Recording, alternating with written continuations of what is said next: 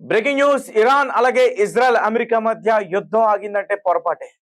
ఇప్పుడే జరుగుతుంది. అసలైన యుద్ధం ఇప్పుడే మొదలైందంటుంది ఇరాన్. ఎందుకంటే రీసెంట్ గా ఇరాక్ లో ఉత్తరాన ఉన్న తాజీ క్యాంపు పైన దాడి చేసింది. ఇరాక్ లో ఉన్న బాగ్దాద్ ఏదైతే ఇరాక్ క్యాపిటల్ ఉందో, రాజధాని ఉందో, ఆ ప్రాంతానికి సమీప కొంచెం దూరంలో అటాక్ చేసింది. ముఖ్యంగా రాడర్ వ్యవస్థని, ముఖ్యంగా యుఎస్ కి సంబంధించిన రాడర్స్ వ్యవస్థని కొన్ని డ్రోన్స్ అటాక్ చేస్తుంది.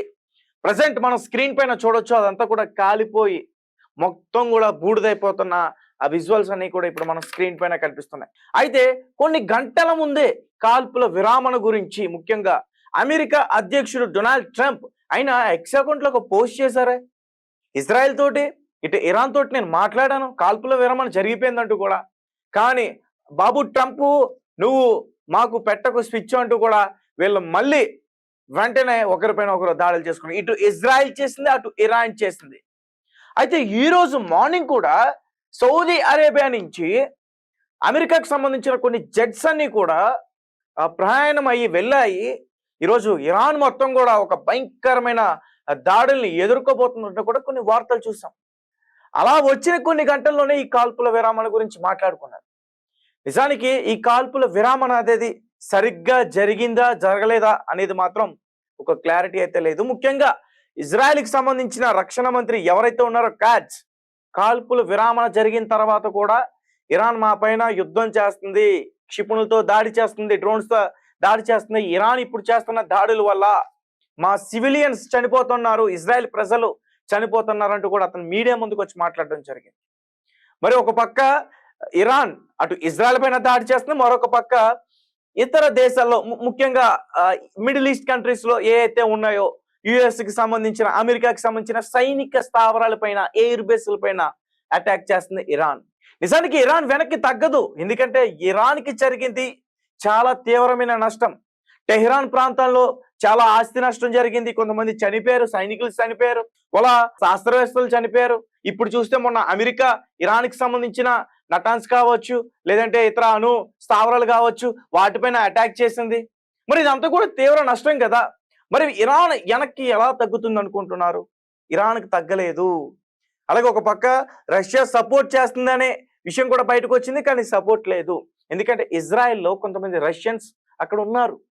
సో దానివల్ల మేము సపోర్ట్ చేయలేకుంటున్నాం అంటూ కూడా అతను చెప్పేశారు, రష్యాకు సంబంధించిన అధ్యక్షుడు పుతిన్. దాని తర్వాత ఇరాన్ నుంచి కొంతమంది వ్యక్తులు అతన్ని విమర్శించారు కూడా.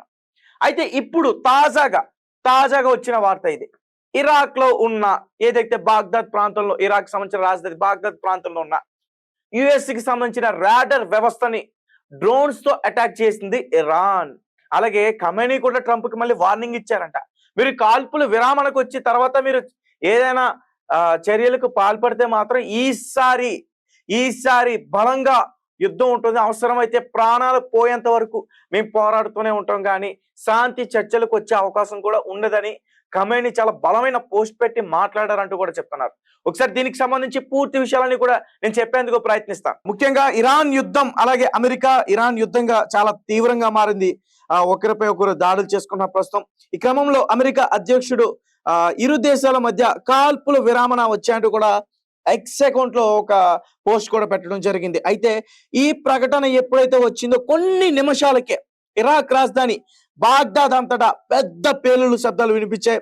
ఇప్పుడు ప్రస్తుతం మన స్క్రీన్ పైన చూడొచ్చు ఆ విజువల్స్ అన్ని కూడా, ఆ డ్రోన్స్ అన్ని కూడా అక్కడున్న ఎక్కడైతే బాగ్దాద్ కు ఉత్తరాన ఉన్న అమెరికాకి సంబంధించిన ఆ సైనిక స్థావరాల పైన, ముఖ్యంగా తాజీ క్యాంప్ ని లక్ష్యంగా చేసుకుని ఇరాన్ డ్రోన్లతో అటాక్ చేసింది. అయితే ఇందులో ఎటువంటి ప్రాణ నష్టం జరగలేదు. అయితే ఏఎఫ్పి నివేదిక ప్రకారం ఆ డ్రోన్ సైనిక స్థావరాల్లోని రాడర్ వ్యవస్థను ఢీకొట్టిందని, సైనిక స్థావరం డిస్ట్రాయ్ అయిందని ఏఎఫ్పి నివేదించింది. బాగ్దాద్ కు ఉత్తరాన ఉన్న క్యాంప్ తాజీ వద్ద ఉన్న ఉపరితలం నుండి గగనతలానికి క్షిపణి లాంచర్ రాడర్ సైట్లు లక్ష్యంగా చేసుకుని ఇరాన్ దాడులు చేసిందని, ఇప్పుడు అవి కాలిపోతున్నాయంటూ కూడా చెప్పే ప్రయత్నం చేస్తా ఉన్నారు. అండ్ ఒక పక్క కాల్పుల విరమణ అంటూనే వీళ్ళు మళ్ళీ దాడులు చేసేందుకు ప్రయత్నిస్తున్నారు అంటూ కూడా చెప్తా ఉన్నారు. దాన్ని మేము ఎట్టి పరిస్థితుల్లో కూడా ఉపేక్షించాం, ఖచ్చితంగా మీకు సమాధానం చెప్పే తీరుతా ఉంటున్నారు. సో దీనికి సంబంధించిన విషయాలు కూడా ఒకసారి చూసే ప్రయత్నం చేద్దాం.